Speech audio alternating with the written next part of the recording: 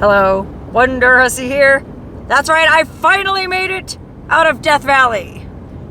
Literally and figuratively. I finally got my car fixed, so I was able to leave the blistering, baking, broiling desert. And as a matter of fact, I just now crossed out of the western boundary of Death Valley. I drove all the way across it, through it. It was 113 at the hottest. And now I'm coming out the other side, which unfortunately is still baking, broiling desert. Only, well, not quite as baking and broiling. You can see it's only 88 degrees over here. Anyway, I'm headed up to my mom's house. My mom lives up in the cool, lush, coastal redwood forest of Northern California. And well, it's like a 500-mile drive, so I'm not trying to do it all in one day. No, I'm going to take a few days and shoot a few videos along the way. And so the first place I'm going to stop and hopefully camp for the night is a hot spring. But not just any hot spring. This one is supposed to be the grossest hot spring of all. That's right, I was talking to somebody not too long ago who had been here and told me it was the grossest hot spring he'd ever been to. Now, I've never met a hot spring I didn't like, so I have a hard time imagining that this hot spring is really that gross. But there's only one way to find out.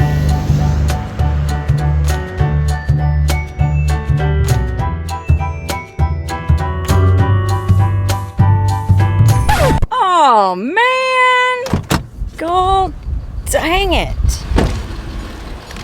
I guess this hot spring isn't open to the public anymore. There's a sign here. It says private property, no camping, and there's a big old gate across the road. Well, I guess I shouldn't have waited so long to come here. I'll be honest, I've known about this hot spring for a long time, and if I'm being perfectly honest, I did come here once a few years ago, but it was in the winter time. It wasn't warm enough out to soak because it's only like a 90-degree hot spring, which would have been pretty nice on a hot day like today.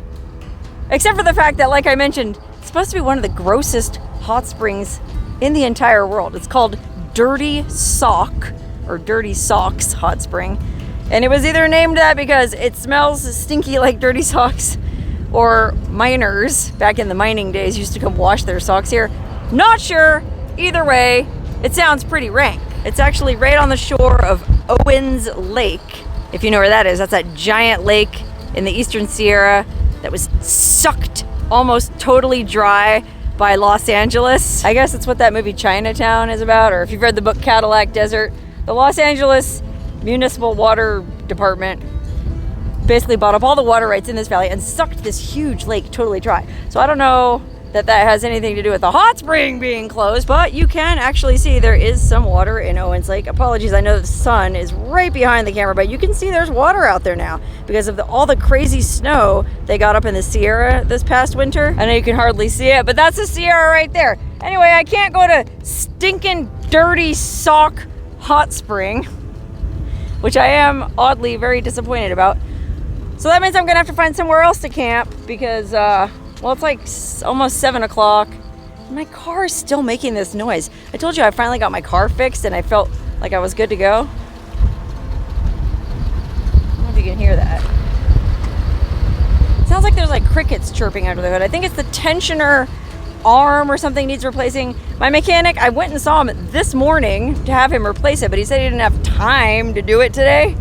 So he just cleaned it out and said it would be okay till I got back.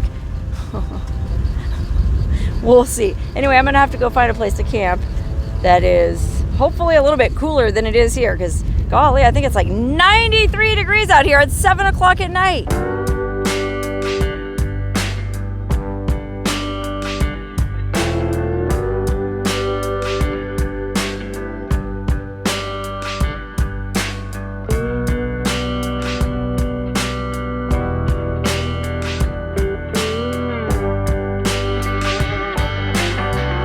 Okay, it says it's 81 degrees up here. That seems like a pretty good temperature for a campsite. Wow, and it's absolutely beautiful. Sort of up here at the base of this canyon, which I guess I could have kept driving up that road if I wanted to and camped. There's supposed to be some kind of creek up there, but I don't know. I didn't see the need to subject my poor undercarriage to any more abuse going any farther than this. There's one pine tree down here. I wonder if that's the pine in Lone Pine. We're not that far from the town of Lone Pine. Looks like there's some kind of sign on this tree. Let's see what it says. Sam Lewis Pack Station at Highway Canyon Creek from 1916 to 1970. I guess Sam Lewis was some mule packer back in the day who used to, golly, run some kind of mule pack train down from up here in the mighty Sierras all the way down to, well, Owens Lake was still a lake when he was operating back in 1916. I don't think LA drained it dry till like the 20s or 30s. Anyway, this is a really cool homemade little sign. Somebody drew a cowboy hat, cowboy boot, a horseshoe, or I suppose a mule shoe.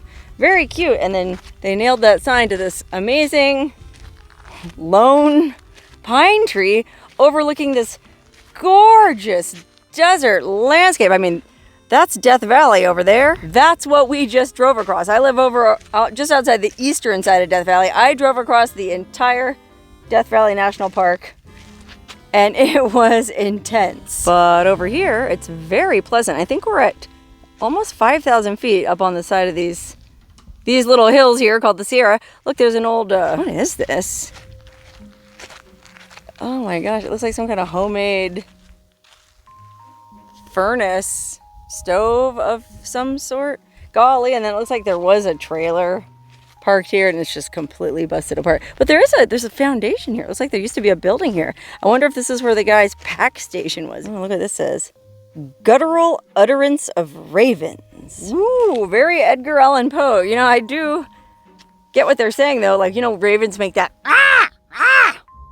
sound, and I think I just heard one doing it. That is a very guttural utterance.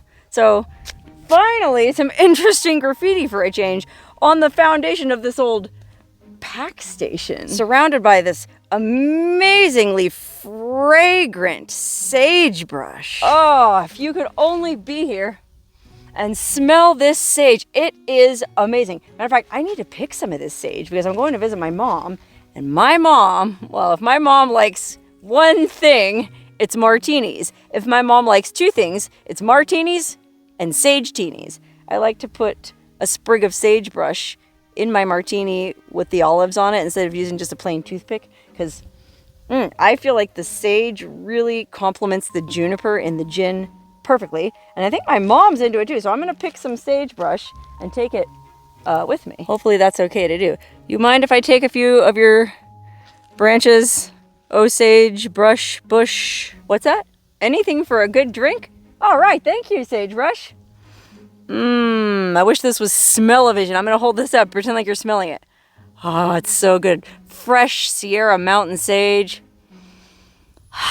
Amazing. Okay, I'm going to put this sagebrush in my car right now for safekeeping. I'll put it in a baggie or something later, but first I want to go up here and see if I can find this creek. You know, while we still have daylight, because I'll bet it's an absolutely beautiful creek. And there's probably plenty of water in it right now too because of the all the snow melt. Wow, look at this beautiful crystal clear mountain stream. That right there is pure snow melt coming straight from the top of the Sierra Nevada mountains, y'all. Mount Whitney, the highest point in the continental US, is just right up the way a bit. This could have come down right from the top of Mount Whitney. Let's see how cold it is. Woo! Ha! Feels amazing. Woo! Especially after crossing Death Valley. I make it sound like I was one of the 49ers who had to cross Death Valley on foot. Meanwhile, I had an air-conditioned Toyota 4Runner and I was listening to a podcast. Anyway, I did consider camping right by the creek. You can go farther up this road and it looks like there's plenty more campsites. But it's already it's only 81 degrees where I parked, so that's plenty cool enough for me, A. B, didn't want to subject my poor car to more bumpy road than I had to. And C, 3, well, I didn't want tree cover because while there's no cell signal in this area, I did bring my Starlink.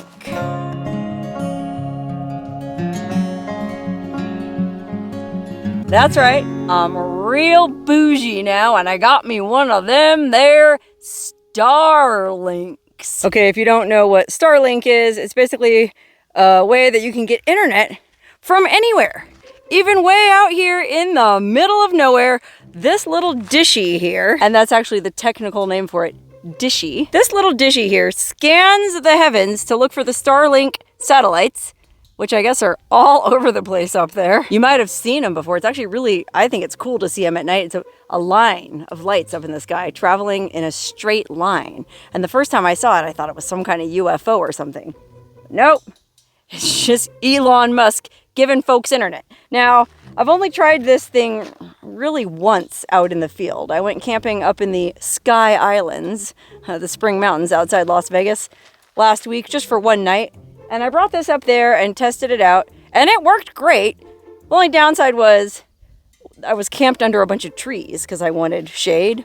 And I guess this thing consumes more power and isn't as effective when there's anything blocking it from the satellites. Okay, remember, it's scanning the heavens, constantly recalibrating itself to get the best signal. And if there's anything between it and the satellites, and that includes buildings, clouds, I guess birds, and yes, trees, well, then it has to use more power, scanning, moving around, and I guess this speed isn't as good. So that's the other reason why I didn't want to camp down there by the creek. Told you I was getting bougie. Anyway, it's kind of cumbersome to take this thing around. I mean, you saw how big the friggin' box was, and well, it takes up a lot of room in the car. And then not only that, because it's such a power hog, I had to bring this 200-watt solar panel that hooks up to my Jackery. And I'll be honest, this Starlink this thing has already drawn my Jackery down like 5%, man. This thing is a power hog. And so I actually considered not bringing a refrigerator, because my refrigerator is the other significant power hog I have.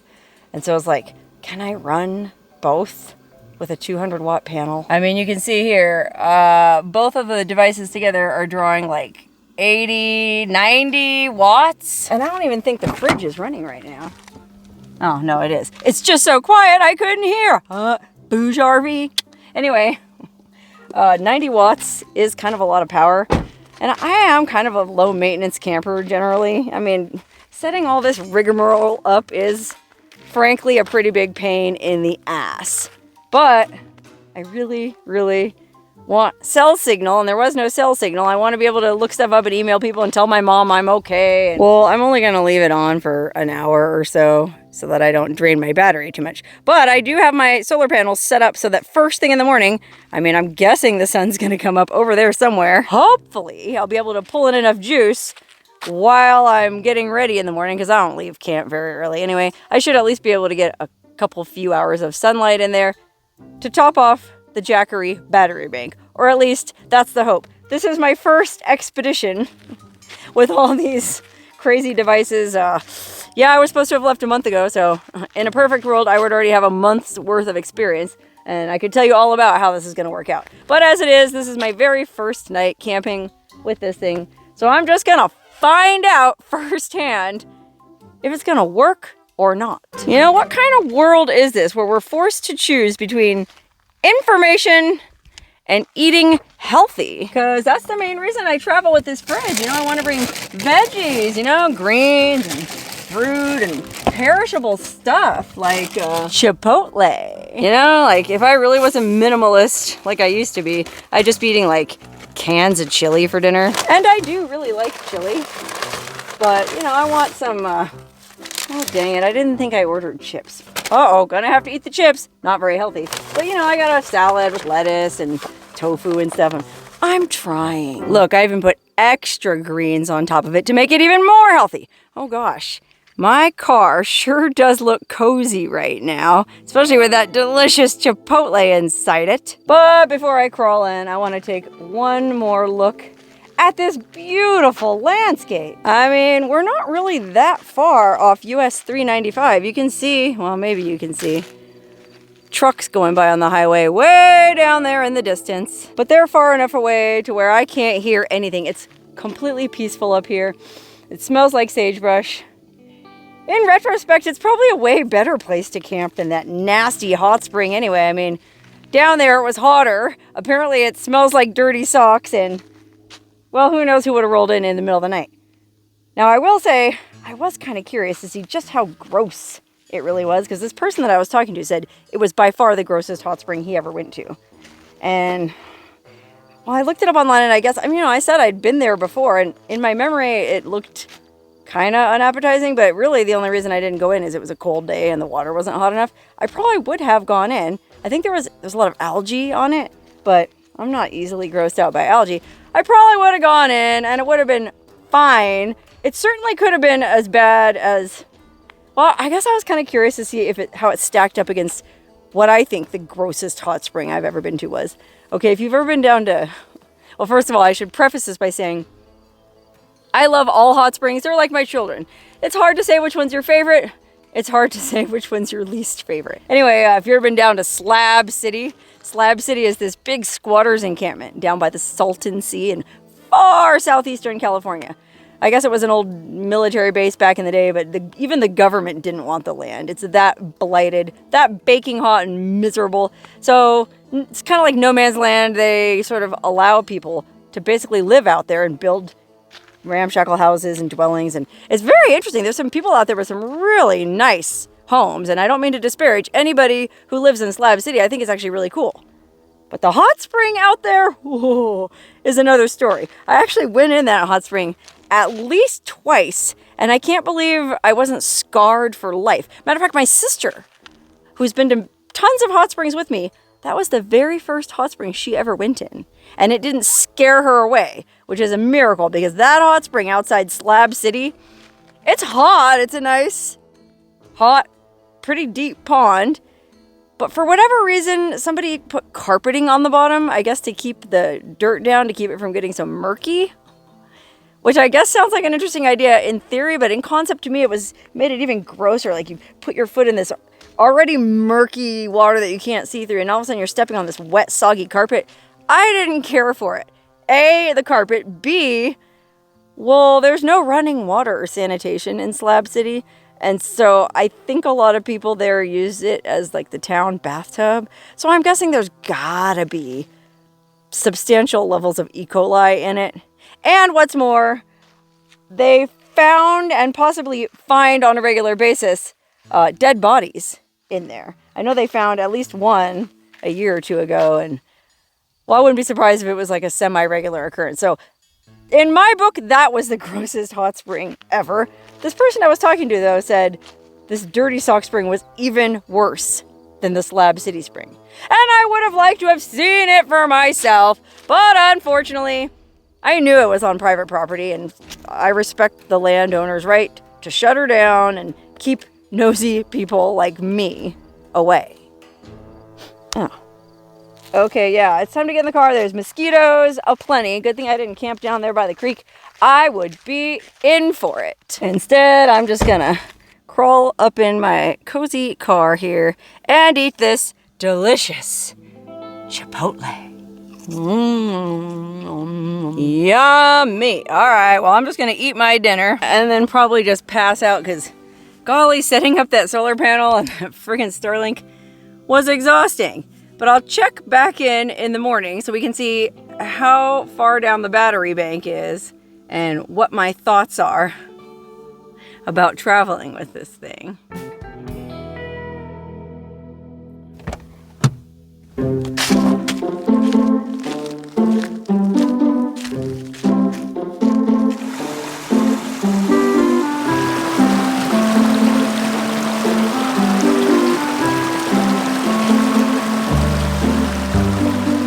Okay, I survived the night.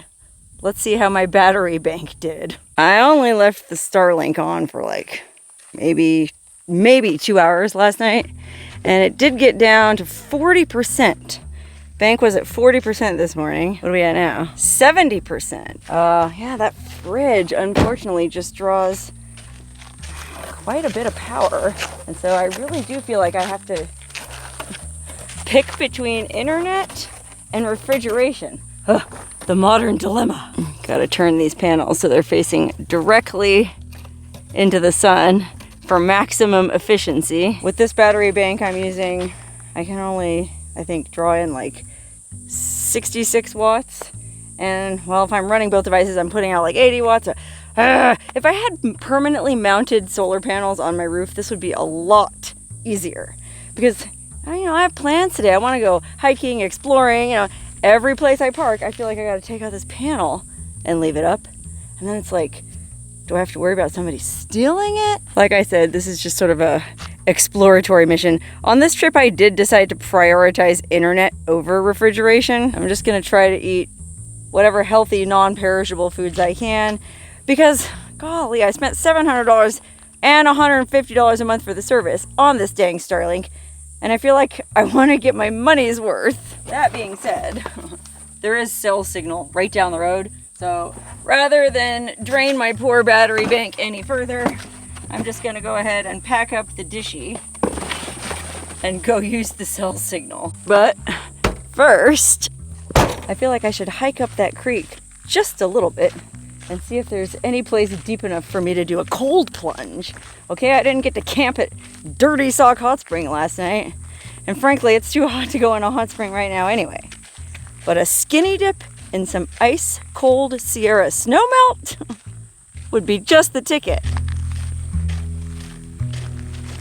Whew, it's hot here. Even though we're in the foothills of the Sierras, man, it's probably going to be up around 100 degrees down here today. I got to get north. Fortunately, that's my plan.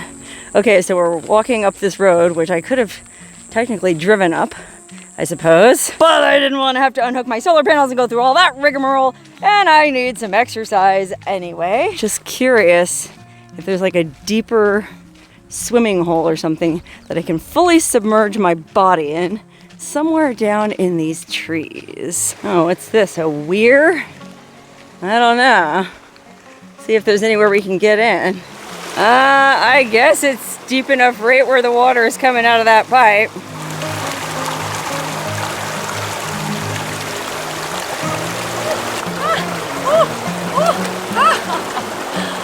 Feels amazing! Okay, so it's not the most glamorous place I've ever, well, I can't even say skinny dip, because it was really more of a skinny wallow, but either way, it felt amazing. I'm awake, I'm alive, and I'm ready to head on down the road, or I guess I should say up the road, since I'm going north, in search of more adventures.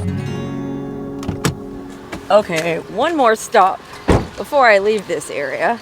Since I was camped so close to Owens Lake, I felt like I couldn't not come down here and see for myself what is going on. This is Owens Lake, the famous lake that was sucked dry by the Los Angeles Department of Water and Power. Like I said, the movie Chinatown and the book Cadillac Desert are all about it. Basically, the Reader's Digest version is that about 100 years ago, a little over 100 years ago, LA was getting too big for its britches and they needed more water. So the mayor at the time sort of came up with a plan to buy up all the land and water rights in what used to be this beautiful, lush green valley. And then a guy named William Mulholland built the Los Angeles Aqueduct to suck all the water down yonder to LA. And so if you've been to Owens Lake in the last 100 years, well, you've probably seen how dry and dusty and post-apocalyptic it is out here. I made a video once in the town of Keeler, which is right over there. It used to be right on the edge of beautiful Owens Lake. Lovely lakeside community. Well, next thing you know, it's like the dustiest place in the USA, and that's no exaggeration, because this lake was drained by LA. But because of these crazy, I mean, you can see right now, there's still a ton of snow up in the Sierras, and because it's so hot, like today's 95 degrees, all that snow is starting to melt. In fact, they're calling it the big melt. There's always got to be a name, right? Well, the big melt is going on right now, and that's what is, I won't say filling up, but at least putting some water back in Owens Lake. Apparently so much so that you can't even drive where you used to be able to. I was planning to go to a little visitor center over there, but golly, I guess this is the Owens River flowing back into Owens Lake once again. How about that? It doesn't say I can't walk in here. Holy cow. When's the last time you put your feet in Owens Lake? Oh my gosh, it's like, and it's alive again. There's little fish swimming around in it. There's dragonflies buzzing all over the surface. Wow, this poor blighted lake is coming back to life. Wow, this is unreal. Unfortunately, this isn't nearly enough water to really make any significant difference. I mean, just enough to mess up the dust mitigation techniques they had attempted. I guess because LA did suck this lake dry and it was so dusty and such an environmental disaster that, gosh, they were sued and forced to spend billions with a B to mitigate the dust problem by dumping. I guess they dumped gravel and planted certain kinds of plants to try and keep the dust down. Well, now all this water came in and probably washed all that away. Oh well, that's the cycle of life. Or maybe more precisely, the cycle of man and his infinite folly.